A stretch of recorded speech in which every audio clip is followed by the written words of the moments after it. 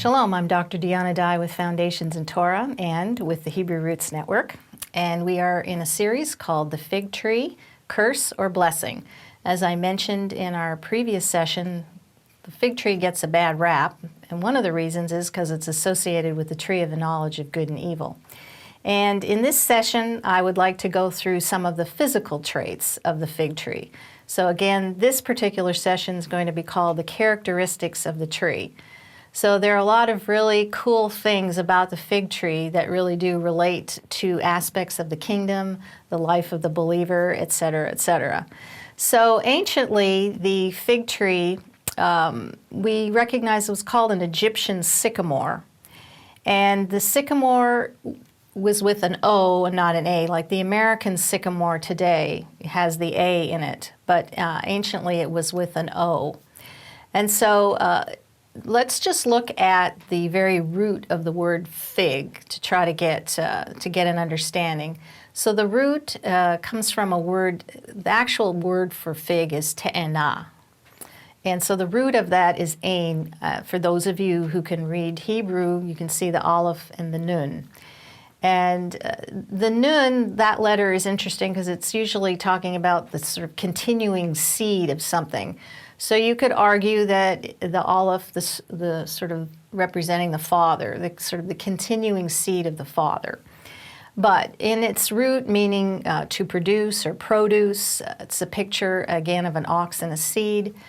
The idea of the root of this word is that the male is searching out the female for reproducing, to bring forth offspring, bring forth children.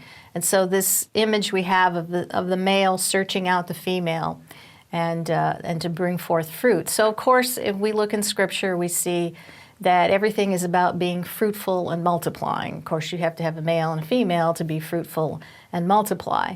So it is desirable for the tree, if you will, to be prolific, to produce a lot of fruit, a lot of good fruit. And what we find, what's interesting with the fig tree, of course, the figs themselves in their early stages are green.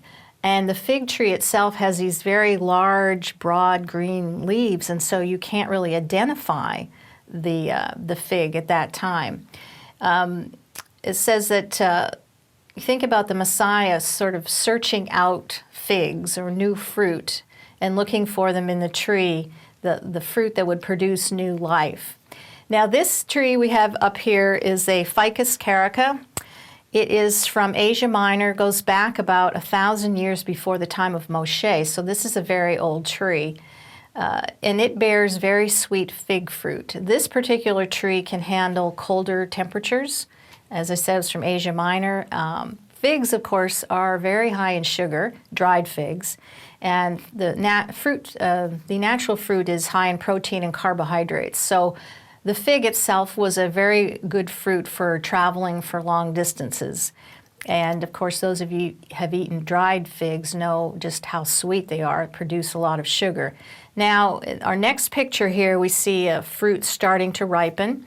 And this is the Ficus sycamoris. Now, it's not as sweet, and it's really what we call the common fig.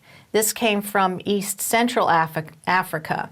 And what's interesting about this particular tree is that it came to the area of Israel, the Middle East, without the pollinating fig wasp. I mentioned in our last session, the fig wasp was the method by which the tree would be pollinated, and it is a very tiny, tiny little wasp that would do all this work for this big, big, big tree. But so there had to be a way for fruit to come forth without this little wasp. Now this particular, the Ficus sycamoris likes a warmer climate, so it was well suited for Israel. It grows abundantly then in the lowlands and the plains of Israel. In fact, in 1 Kings 10:27, it talks about Solomon making cedars of the Lebanon, which are a picture of the righteous, as abundant as the sycamore figs in the Shephelah, which are the lowlands of Israel. So those are our two basic fig trees, and you can see the one that came to Israel. Now in our next little picture, we see sort of the figs sprouting out from the tree. This would be sort of the early ripe crop that would come from the previous year's wood growth.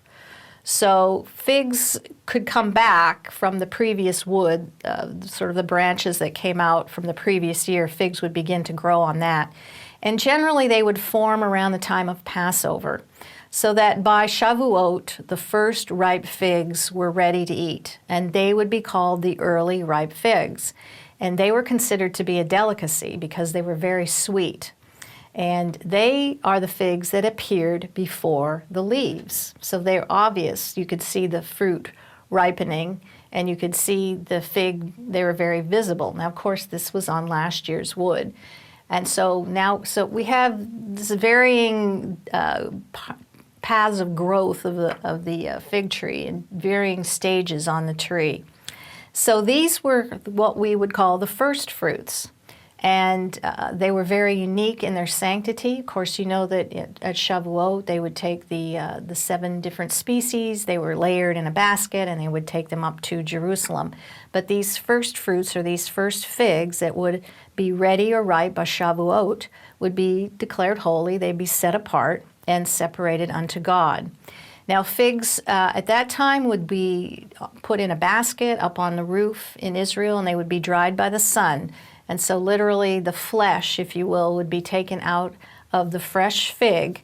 And the dried fruit, of course, made the fig be all that more sweet. And I particularly, figs are like one of my favorite fruits, the dried variety. I don't much care for the fresh. So in these baskets that we have, they'd be brought up to Jerusalem and presented at the temple. Now think about, as a metaphor, the fig, the fruit of the fig, and it being dried on the roof by the sun and the flesh being removed. Think of Yeshua and his flesh being removed and what was left, a resurrected body. Again, fresh figs, they don't keep well at all. Dried figs will store for long periods of time, but fresh figs, they need to be eaten quickly. So it is the drying process of the fig that makes it sweet and delicious. Again, a fruit that stores well. So think about the believer, that once the believer is redeemed by faith, and that fruit stores well in the earth, as a concept of the resurrection, that the believer, as the flesh is removed out of the believer, just the same way the flesh was removed out of Yeshua the Messiah. And though the believer is buried in the ground, when it comes forth out of the ground is resurrected, like fresh fruit, dried fruit coming forth from the earth, or like coming out of the grave. So the flesh has been removed by the Son, which is kind of a picture of God and his deliverance. So interesting sort of images, if you will, of the fig tree. Now in our next picture, now you can start to see the leaves here, how big they are and how easy it is for the fig fruit to blend in with the leaves. Now this, of course, as we go on, the figs begin to develop on the new growth on the tree, and so by late summer, the current season's figs, or the current season's new wood, will have the fruit, and it's starting to ripen. Again, the early fruit of the new season was not easy to recognize. The large green leaves covered the fig tree, and obviously it was very hard to see the fruit. So what's interesting as well is that the fruit ripens over a period of time on the tree. So the fruit is in various stages of ripeness on the tree. So last year's growth, they're ripening at a certain pace. This year's growth, they're ripening. So you got figs of all various stages ripening at various different times. So isn't that just like the believers in the kingdom, where we're all maturing, ripening, if you will, at various stages? We're not all ripening at the same time. And so this again is imagery pointing to the fig tree as it is in the process of bringing about restoration. We see this in the life of the believer as well. Again, in our next picture, now we see fruit that's sort of even more ripe. And one of the keys here is that in order for the fig to ripen, it has to stay on the tree. It can't be picked. If it's picked green, it will stay green. It won't ripen. We have many fruit. If you pick them and you put them on your counter in the kitchen, in short order they're going to begin to ripen. But this is not the case with figs. The figs will not ripen. They will stay in an immature state. They need to stay attached to the tree. And isn't that just like the believer as well, that we need to stay attached to our tree, to the Messiah, in order to ripen, in order to fully ripen. If we're picked too early, we will remain immature and will be of no value. So it is that the green, unripe, immature fruit, fig fruit, never ripens. Eventually all it does is just fall to the ground, and you can't even eat it. It, if you will, never fulfills its destiny, and it never becomes sweet. So we don't want, as believers, we don't want to be that kind of fig. And we're going to see in future sessions that this immature green fruit that never ripens, that just falls to the ground and is sort of useless, really represents sort of the leadership. Well, by the time we get to the first century, when we're dealing with the leadership that rejects the Messiah, we can associate them with these green, immature fruit. So we want to be believers that are attached to the tree, that are ripening and in the growing and maturing process, because we are attached to our Messiah, and we need to ripen at our own pace. And just sort of a cautionary word to others who try to get other believers to ripen at their pace. So we need to allow people to grow in their own time and in their own way, and we can certainly pray for them, maybe that their growing would increase quicker. However, we can't expect everybody to mature and ripen at the same pace, or at whatever pace that God has in our own life. So just don't expect out of other people what you want for yourself. Allow the Lord to work in your own life and let others grow in theirs. So we have another picture here of the leaves, because the leaves are gigantic, really. And when you look at the size of the fruit and you see how big these leaves are, you can see how easy it is to hide the green fig. And obviously, once it starts to ripen, you see the color, you can identify them better. But they are very bright and green in the summer. The foliage is very, very beautiful, very tropical looking. And one of the things it does is provide an abundance of shade for those hot summer days in the Shephelah Valley in Israel. And this will become significant in just a moment, this idea of the shade that the fig tree provides. Again, in order to identify the fig fruit, we have to wait till the harvest time to clearly identify which fruit are ready to be picked. And so as they change colors, it's obvious that they're ripening and that they're picked. So the bad fruit then becomes what we call the fruit that remains green and just basically falls off. And then the good fruit is the one that ripens, turns colors, is picked, and is eaten, and is very sweet. And so we get to that imagery in Jeremiah about the figs in the basket, the good figs and the bad figs. This, yes, it's a metaphor, but it's also speaking about elements of the fig tree. So if you think about the wheat and the tares, of course we have to wait. It's the same concept. We have to wait until the harvest in order to identify the difference between the wheat and the tares and know which one is wheat and which one can be picked. It's really not any different with the fig. We need to wait till the harvest, the time of the fullness of the kingdom, in order to be able to identify which fig is which is the good fig and which is the bad fig. Now, another interesting feature about the fig tree, if we look at our next picture, we can see these figs starting to form here, is that the leaves themselves, I find this quite fascinating, that the leaves contain a very milky substance, milk-like sticky latex is kind of how it's described. And this sort of milky latex substance is very irritating to human skin. And I thought, what an apt picture of the Torah, which the Torah is often referred to as being milk. We find that at Shavuot, when we eat, traditionally we eat dairy products because we associate the Torah with milk and dairy.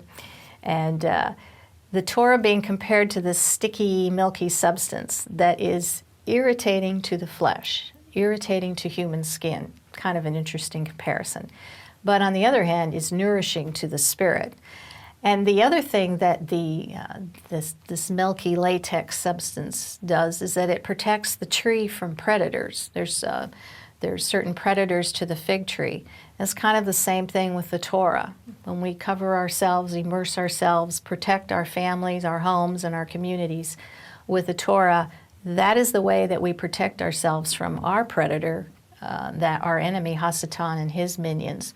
So again, more interesting comparisons between the fig tree and the life of the believer.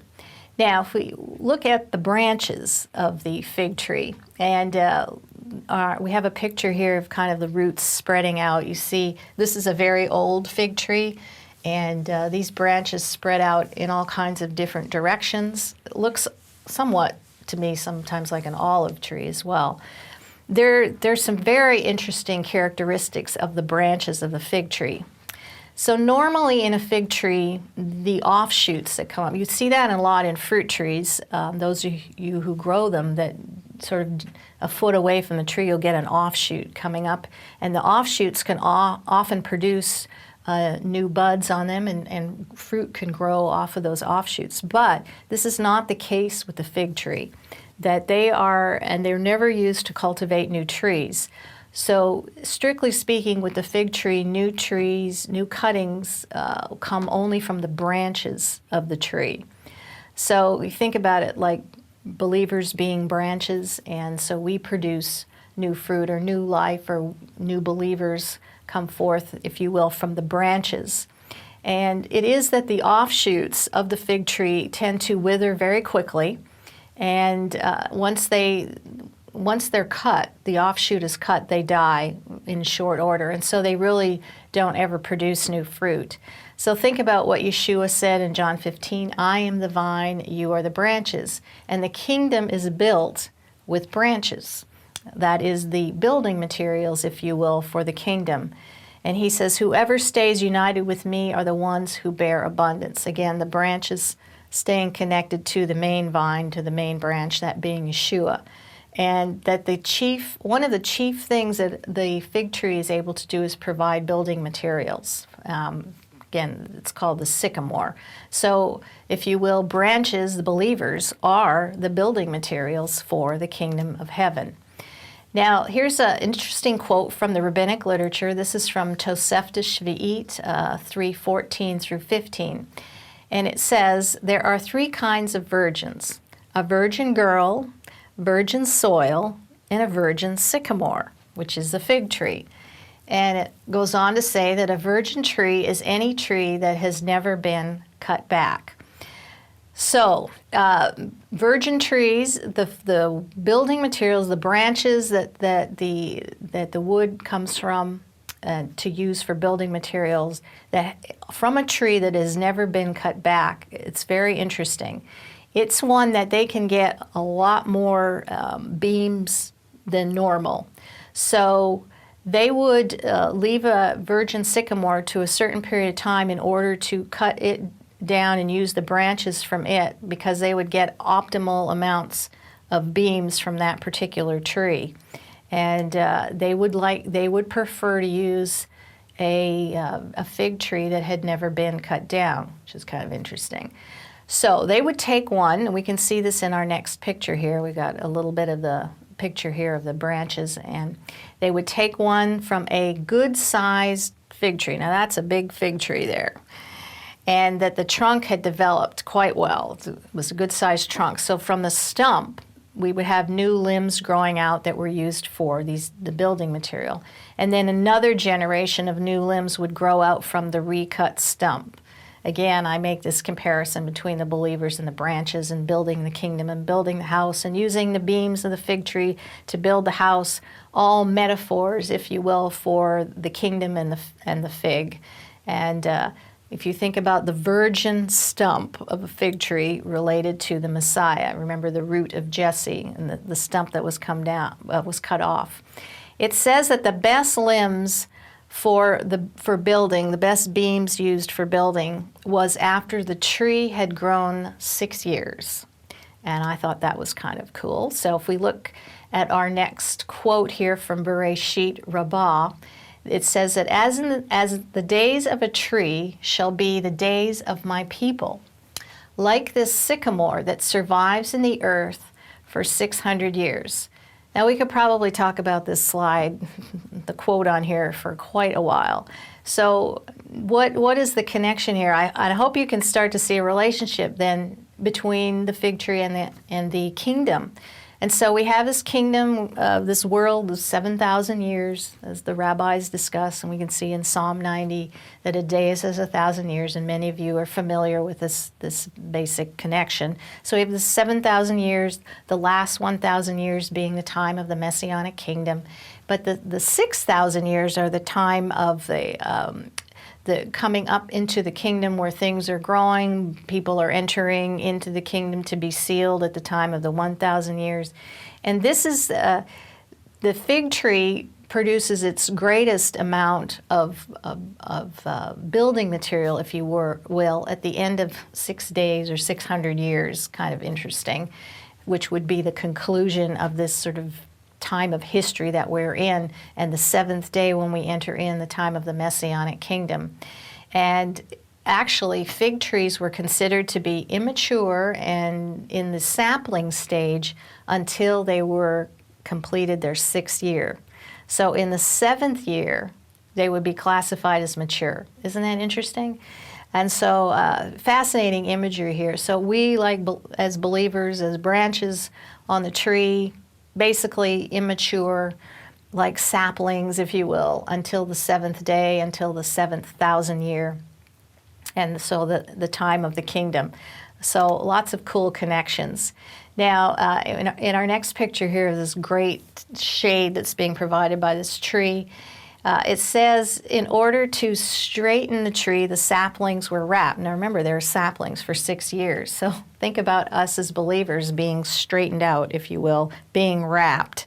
And the wrapping was actually removed during the 7th year. So we see kind of an image of people being bound in this body of flesh for 6 years, and then finally being released and resurrected from the dead in the 7th year. I mean, just over and over again, just cool connections between the fig tree and the kingdom. And then in the 7th year, we would stand up as the righteous ones. We wouldn't be bent over. We wouldn't be in the flesh. We would be delivered, set free, and resurrected, and all these wonderful things. Now, I'd like to talk here something. I mentioned before that without the fig wasp, the tree could not be pollinated. So there's something called parthenocarpy, there's different ways of pronouncing it. It is a process in which this is a process of fertilization. And the female trees tended to have this particular gene in them that would allow this process to take place. Again, I said that the fig wasp was needed to normally pollinate the tree. So when the sycamore was moved from Africa to the Middle East, the fig wasp did not go with it. So now they got a problem. So they developed a process for the tree to develop these figs to maturity without the fig wasp. So even though they contained, the fig wasp itself actually turned into the seed, which is kind of interesting. But anyways, the fig would be containing no seeds because there's no fig wasp. So the virgin fruit would be artificially induced. There was a process that it went through. And the fig wasp, again, was the one that actually formed the seed, so they had to kind of bypass this thing. Anciently, these trees were propagated by the cuttings because they didn't contain the seeds. So we sort of have a picture here of the parthenocarpy. Early farmers learned how to induce the production of fruit without fertilization. So this is what they did. The young fruit would be pierced with a knife to encourage the ripening process. So basically the fruit was pierced or gashed, and then it was oiled, and this whole process allowed for fertilization. So when the fruit was pierced, the fruit literally bled a sap to sort of help the ripening process along. And then it would release a gas, which was had a very sweet odor. These gashed figs produced an ethanol gas, which would then hasten the process of ripening. Now, can you just see the imagery here of Yeshua, of him being pierced just like the fig fruit was pierced, and that the fruit bled and the sap went forth as his blood was shed, and that a sweet odor came forth, because with his death came the sweet odor of the Holy Spirit. And so the Holy Spirit, if you will, hastening the ripening process, so that he was pierced like the fruit for our transgressions, his blood was shed, and the Spirit came forth. So again, lots of images of the fruit tree, of the fig tree. So we have a picture here of some fruit that are cut in half, and you can see the color inside. And we think of this whole thing in relationship to the kingdom and to the time of the redemption. So we have a slide here. Amos 7:14 is a quote, and it says that I was a sheep breeder and a tender of sycamore fruit. And what the sages believe is that he was a piercer of sycamore fruit. This was a highly labor-intensive deal, and so it was that perhaps Amos was talking about being the one who was the piercer of fruit. So, shalom. We'll see you next time.